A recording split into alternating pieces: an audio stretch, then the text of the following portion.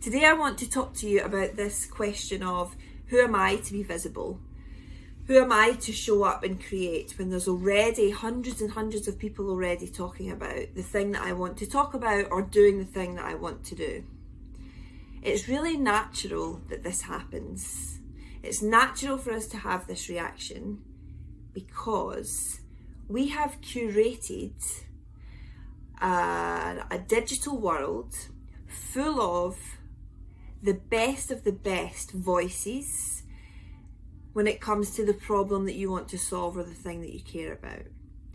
So you read books, you listen to podcasts, your feeds are full of these speakers, authors, people who have been doing this work for decades and decades.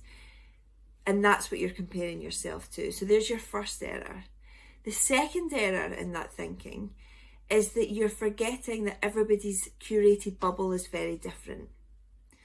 So for me, sometimes I get lost and, I feel like everybody's talking about confidence, public speaking, building businesses for women. Of course they're not. But all the people that I follow are, because that's the thing that I'm excited about. So there's millions and millions and millions of people who want to know about your thing and they don't know about it because their bubble is totally different. Okay? And the first thing I want us to think about is the scale of the world, the scale of the internet. The world is big enough for all of us, okay? And I want you to imagine, so you have a favourite love song, we all do. Imagine if the musician behind that love song had said, you know what, there's already too many love songs. There's 100 million love songs. So what's the point? There are actually 100 million love songs.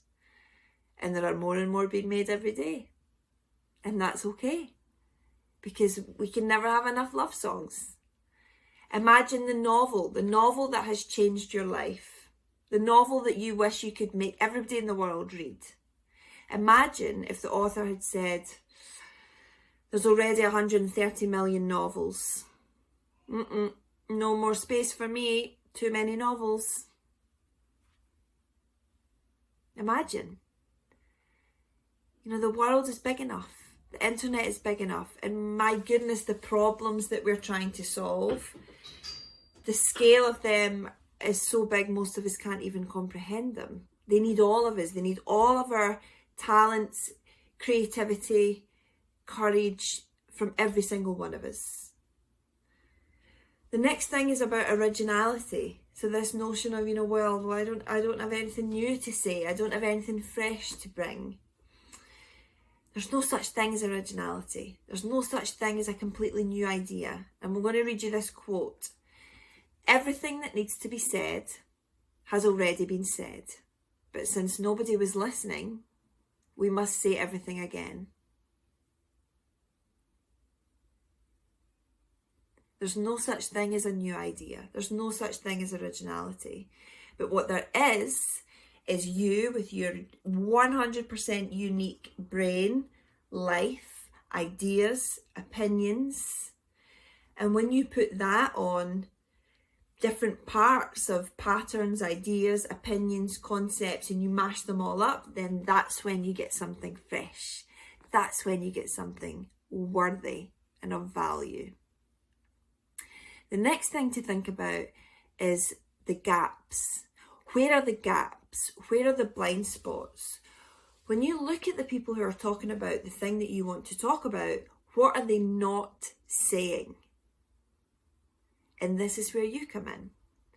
When you look at your natural voice and your ideas, and then you match that with with the gaps, with the stuff that's not being said, that's when it gets super powerful.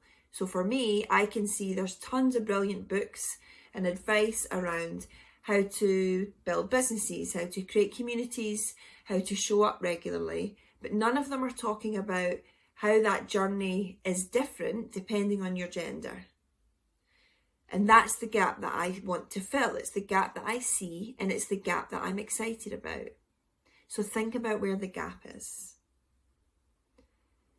And really, the fact that you're asking yourself, like, who am I to even think I'm worthy of taking up more space, of telling a story, of having a blog, of giving a talk, means that you already have the willingness, that you already want it, even just a wee tiny bit. So that means that you've already taken lots of steps on this journey because the desire is there. You've got the want, you've got the willingness. And the amazing, beautiful thing is there are already people listening. And that might be your 2 roommates, it might be your mum, it might be the 30 people who follow you on Instagram, it might be 100 people on your mailing list. Those numbers don't matter because they're not numbers, they're people. And 3 people who sit on the edge of their seat and wait for your opinion is more valuable than 30,000 followers who scroll past what you write every day. So you already have people listening. Start with them. Ask them what they want to hear from you. Ask them what they need. I hope that's been helpful. If you have got a question or a challenge when it comes to talking about yourself and your work, pop it in the comments, send me a direct message, and I'll do my best to make sure we have that conversation.